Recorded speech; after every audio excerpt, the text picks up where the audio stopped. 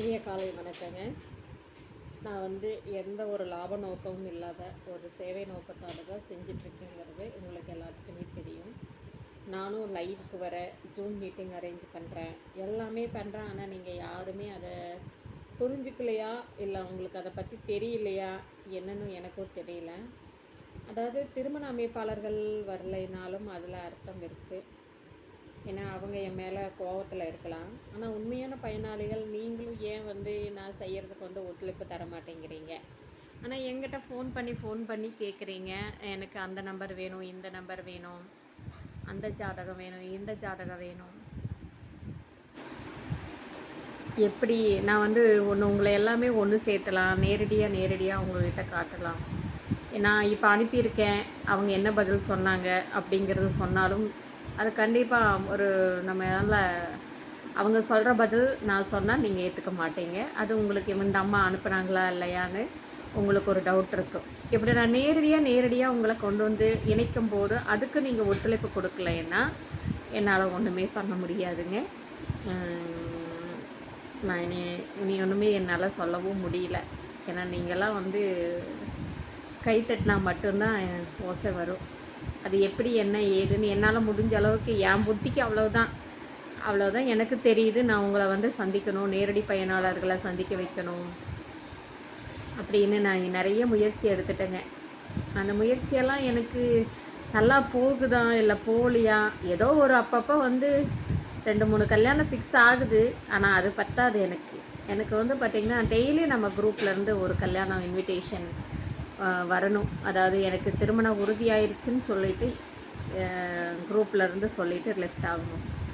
முந்தா நேற்று ஒரு அக்கா, மோகன்ராஜோட அக்கா தம்பிக்கு உறுதியாயிருச்சுப்பான்னு சொல்லிட்டு போனாங்க. அவங்க கிட்டத்தட்ட 1 வருஷமாக குரூப்பில் இருக்காங்க. நேற்று சொல்லிட்டு போனதில் ரொம்ப சந்தோஷம்.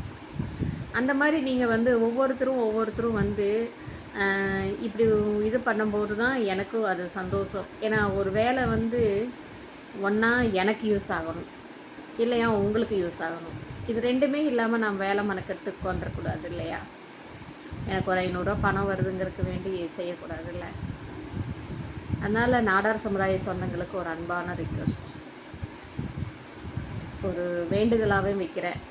இல்லை நீங்கள் உண்மையாலுமே ஒரு நாடார் சமுதாயத்தை சார்ந்த உங்களுக்கு ஏதோ இந்த சமுதாயத்துக்கு ஏதோ ஒன்று செய்யணும்னு நீங்கள் நினச்சிங்கன்னா ஒவ்வொருத்தருக்கும் அந்த கடமை உணர்வு இருக்குது.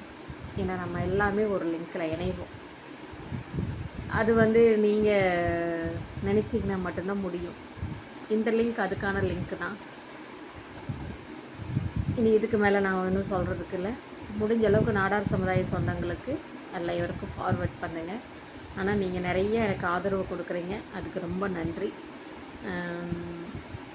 இன்னும் எனக்கு நிறையா இது பத்தாது, என்ன நீங்கள் எனக்கு சப்போர்ட் பண்ணணும். வாழ்க வளமுடன். இந்த சேனலை அனைவரும் சப்ஸ்கிரைப் பண்ணுங்கள், பெல் ஐக்கானை தட்டுங்க. அப்போ தான் நான் போடுற லைவோ எல்லாமே உங்களுக்கு நோட்டிஃபிகேஷனில் வரும்.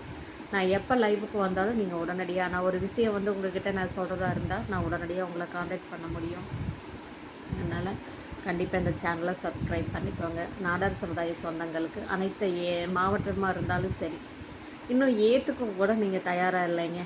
எப்படி அவன் 501 ரூபா வாங்கிட்டு பண்ணுறா அப்படிங்கிற மாதிரி. ஏன்னா அந்த மாதிரி சூழ்நிலையில் தான் இருக்காங்க. நீங்களும் கஷ்டப்பட்டுட்ருக்கீங்க, அது எனக்கு புரியுது. நானும் ஒரு அம்மாவாக தான் இருக்கிறேன்னா நான் திருமண அமைப்பாளராக இல்லைங்க. இது இன்றைக்கி இல்லை, எனக்கு இல்லை, எப்போவுமே அது ஆக மாட்டேன். இது ப்ராமிஸ். சரிங்களா? வாழ்க வளமுடன்.